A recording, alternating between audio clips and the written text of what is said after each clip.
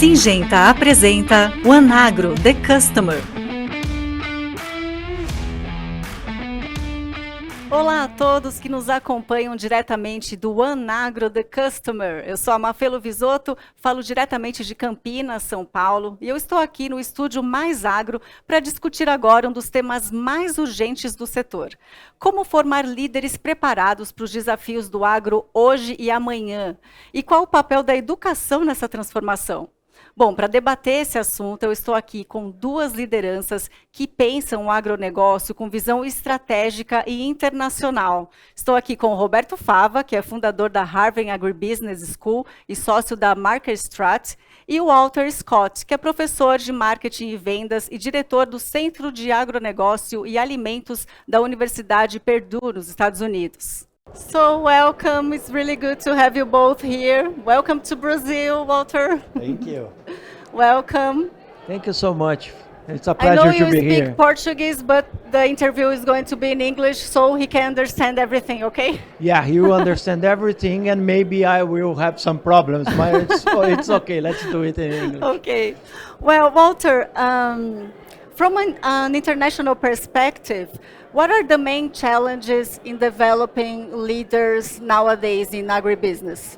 Well, I think everyone would suggest that the uncertainty in global markets makes it very difficult to develop in any area, and for leaders especially, their task is largely to help a team of people adapt within this uncertainty that everyone faces, and that's a challenge. The generational shifts that are happening globally in leadership means that many organizations today are focused on accelerating the leadership of a younger generation to replace old people like me as we leave the workforce. And the skills needed to do that are different today than they were when many of today's leaders learned how to do it. Technology, global markets, politics, Yes. all are affecting their ability to lead effectively. So those are some of the challenges. In many parts of the world, there have been consolidation, and so the organizations that we serve as customers, as well as our own organizations, are changing themselves. So it's the people, it's the organizations, and it's the systems that they work in are all adjusting. And how Purdue addresses these issues? We've been, as a university, in addition to preparing academic graduates, we have worked with industry for about 40 years. So we've had a long period of time to observe some of these changes. Our role has really shifted from seeing our job as to train people and moved more to how do we develop people and help organizations enact change. So it's not just as a university we have the information and we give it to people. Mm-hmm. It is much more today a collaborative experience where we work with organizations to understand the systems and contexts that they work in, to figure out how an organization sees themselves as unique in the marketplace, mm-hmm. and to truly understand the objectives for change that they want to have in their workforce. And then we work together to figure out how to make those changes, as opposed to in the old days, we had knowledge and so we teach marketing. Today that's not, there still is that component, but much more it's how do we apply marketing together? How do we help non-financial people be able to make a business case? How do we deal with uncertainty and manage risk together? So whether that is using different methods like case studies or creating experiences. So one thing we do, for example, when we bring leaders to our campus, we teach rowing, competitive rowing. So we teach them how to row together so that they make sure they understand what happens when one person doesn't row effectively, and how do we row as a team as opposed to rowing individually. Many parts of the world are much better at understanding teams. In the U.S. in particular, because we're so competitive, it's very difficult. People are very individualistic, so we have to break that apart. And growingly, our leaders are international. They come from a variety of experiences. So helping them share those experiences to bring the best out of each person onto a team is an important part of leadership as well. Awesome. And we can learn from everyone, especially young people, right? Absolutely. Yes. Learning from young people is something we have to do more of. That's a difficult message for people who are already in leadership roles, to tell them you're a leader, but you don't know everything. Yes, you true. need to listen more than you need to speak. Yes. Roberto, turning to Brazil, do you think it's the same? What are the main obstacles to develop leaders in rural areas? I think that we must think about it in three levels. First, of course, is one broader aspect that Professor Scott mentioned is the uncertainty that we are facing nowadays. We are really going through times that are changing so much, are changing fast, and we need to understand. So what it normally did in the past won't work in the future. So we need to understand the environment, the political, the economics, everything that's going on. The second level, of course, it's the company level or the organizational level, when you need to develop your social skills, your soft skills, being able to have empathy, to being able to understand the other, to motivate, and to create these aspects that Professor Scott mentioned, to understand that the results will be bigger, will be higher if you work in a group. So this is the important point for leadership. And the third one is the personal one. Nowadays we are facing a situation that the new generation are searching for new purpose, for new the kind of recognitions that they are looking for are different. The self-motivation that it's important sometimes are present, are not present, and then to train these guys to make it to have the opportunity to develop these persons, to lead the process. We need to interact in groups. We need to interact with the companies, because being honest, in my opinion, part of the knowledge are at academia, but part of the knowledge are in the companies. So this kind of interactions to be applied, to be global, the interactions with another academies, universities around the globe, it's what we are trying to do, to create, to develop, more than create, to develop good leaders, the future of the leadership in agribusiness. What you said about the purpose, I think it's very important, because that's the reason why a young person continue the work, right? If the person believes in what they are doing, what he's doing. Yeah, and as I mentioned during the speech, we are in incredible moments because we have different generations working together, so many technologies, changes coming and going. And of course, I'm Gen X. I'm motivated. My purpose was to grow in my life, in my career, and to achieve a good position. Nowadays, aspects sustainability, the environment, the local communities start to be more important as a purpose for this generation, and you need to understand and respect. Because if you didn't understand and didn't respect, we will not be able to talk with these guys. And this is really, really important in my opinion. Yes, and Harvard addresses these issues.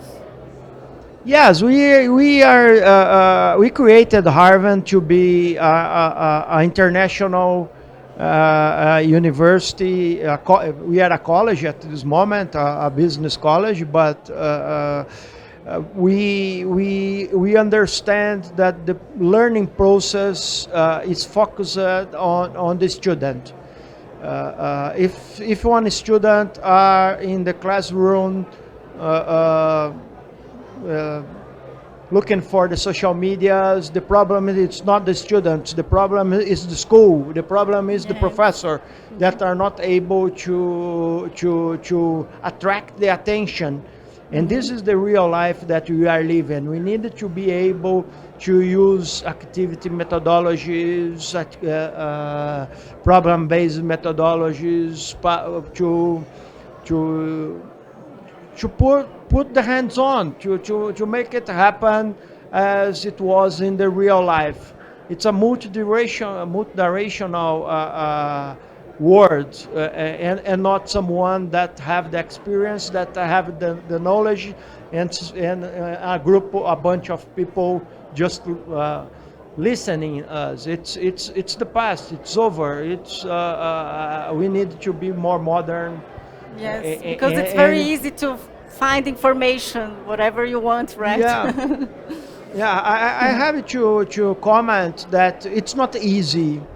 Being honest, it's been very tough.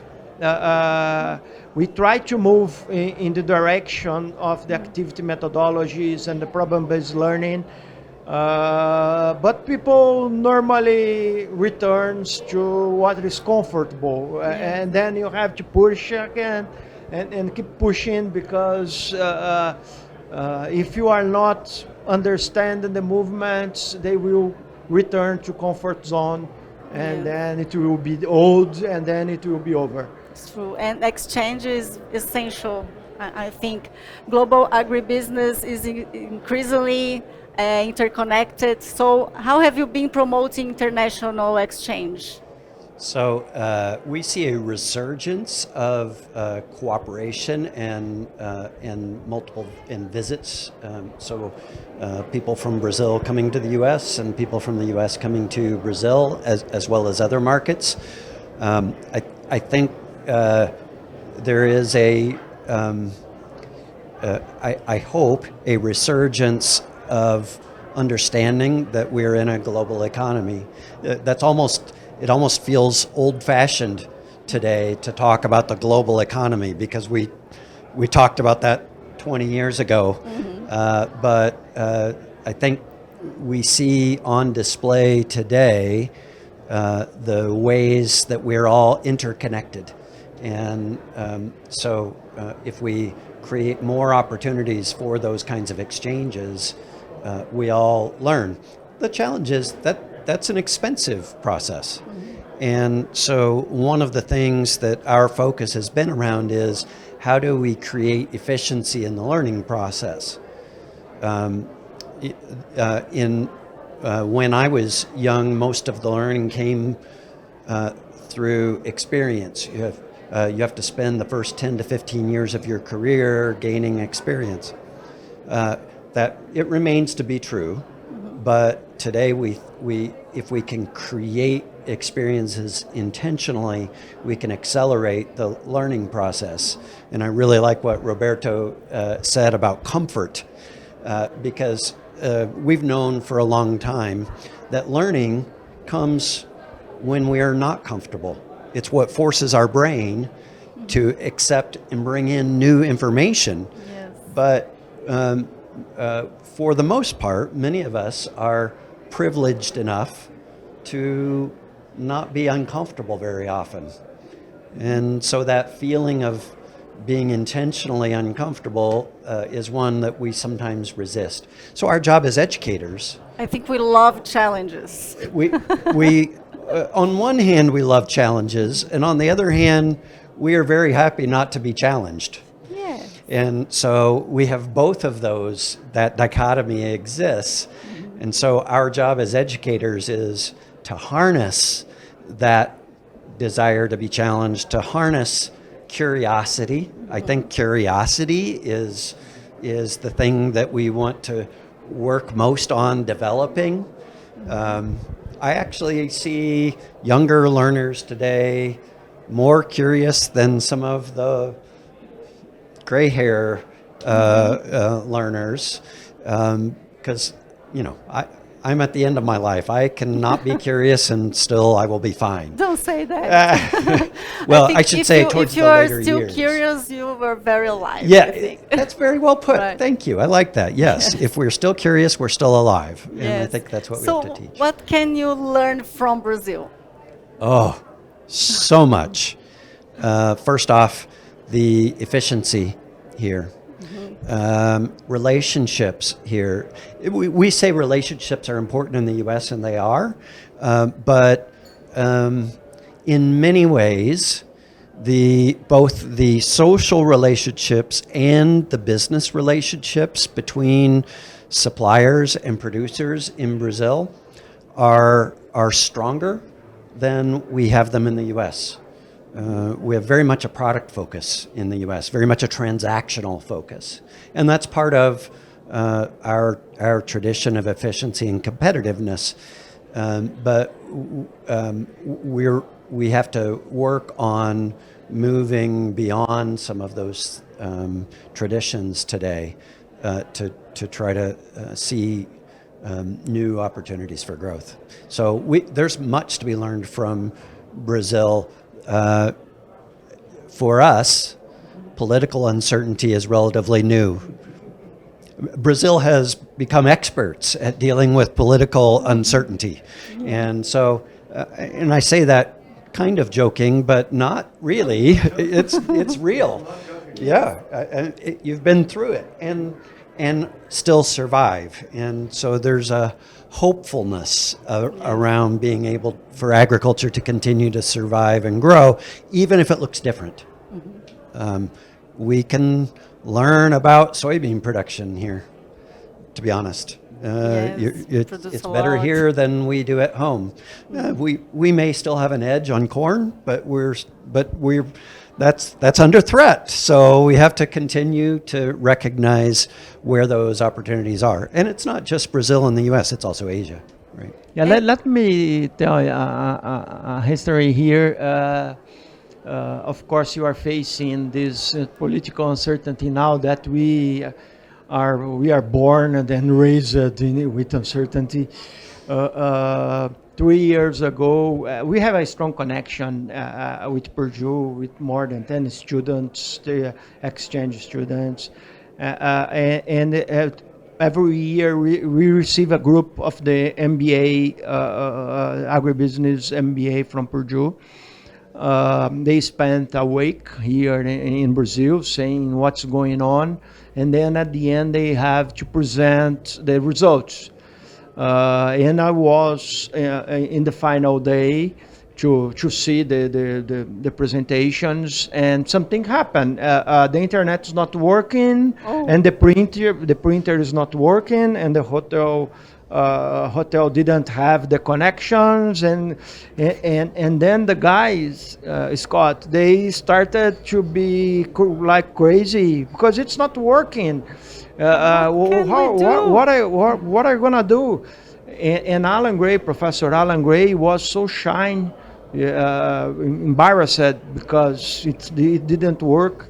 And I will start my presentation, my discussion with the guy saying, "Welcome to Brazil. Things didn't work. The printer always, maybe the printer is okay, maybe it's not. Sometimes the government is changing everything, and you have to make it happen. Don't matter if you don't have the printer, you need to make your presentation happen." That's a great anyway, and they started to look at me. So this is Brazil. This is the way we face face problems. We have to solve it. We have to fix it, no matter what. And we have our own way to solve this problem. Yeah, we have to solve the problems because if we don't, we are not able to do business. And it's very tied to agriculture, which is exactly like that. I need rain. Now there's no rain. What do? Agriculture has always been resilient.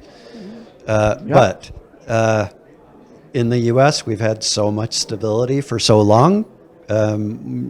Learning to deal with some uncertainty is an important lesson for us. Yeah. And what are the differences between cooperatives and farms and startups when you deal with problems? Considering Brazil and US? Yes. Okay, the models are really different. I will speak a little about the Brazilian model. Of course, the large scale production system that we have in Brazil, mainly in the Midwest, are not common, are not replicable in US. It's unique. And then when you move to the traditional areas in the south of Brazil, you're gonna find the small farmers, and then the importance of the cooperatives to survive and to have some kind of competitiveness are really important. The startup movement, it's I think that they are passing to a second wave. We had a first wave by 2017 and 18, first ag tax, much more focused on products, on technology than on solutions. Nowadays, we are facing more investments, and it's more tough to run the race. But the ones that are more related with real value add solutions are being able to compete and to grow, because any farmer wake up and say, "Oh, what a kind of technology are you gonna use today?" No, they are not thinking about it. They are just thinking, "How I will produce? What are you gonna plant? How are you gonna sell?" The technology needs to solve a problem of the farmer. If they are only adding costs, they're totally out of the business. Oh, the director just said that our time is, we don't have so many time to talk more. So just to talk about the future, how do you see agribusiness in 5 or 10 years from now? Oh, I don't think anybody has a good answer to that. And if they had an answer to that, I wouldn't believe them. How do I see it? I see it different. How different? I don't know exactly. Certainly, AI will continue to play a role. I think one of the strengths of AI is it will allow producers to understand how multiple variables affect production and make better decisions as a result of it. I think the roles that people play within that will continue to evolve. I'm not exactly sure how. But I do think relationships will continue to be a very important part of agriculture. Efficiency will continue to be an important part of agriculture to produce more, cheaper. That we've been doing that for 75 years, and over the next 5 to 10 years, I don't think that's going to change. And then the globalization. I think we're in common markets, and that will continue to drive much of the decisions we make. What about your opinion, Roberto? My opinion is the same. It's difficult to think about more technology than we have now. We probably want to have more technology, of course. We need to embrace it because it's going to happen. As I mentioned during the panel, I believe that we are in artificial intelligence moment as the green screen, no personal computers. We don't know how it will gonna evolve. It's still a baby, right? It's still a baby. It's like if you have the contact with a green screen, you are understanding what I'm saying.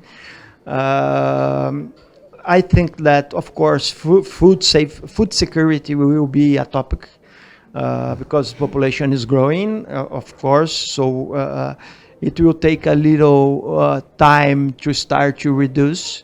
So we have pressure to produce more. Food safety, it's another problem with traceability, the capacity to bring some certifications and to guarantee that the food is safety. It's important, and then of course we have to deal with the environmental aspects. We cannot say that not is happen. We cannot avoid that. If you are saying that we are blind, yes, it has to be sustainable. Totally blind. So deal with the future generations, with my kids, with my grandson. And it's about you, not about your family.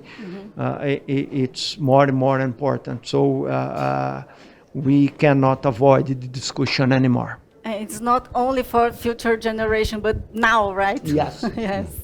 So thank you very much, Roberto. Professor Scott, thank you for your contribution. Obrigado. E obrigada a você aí do outro lado da tela. Neste bate-papo, nós vimos que o futuro do agro está sendo cultivado nas salas de aula, nos livros e nas vivências de hoje. Educação que conecta, transforma e prepara para um amanhã mais integrado e consciente. Para saber mais, acesse as redes sociais da Syngenta. Até a próxima!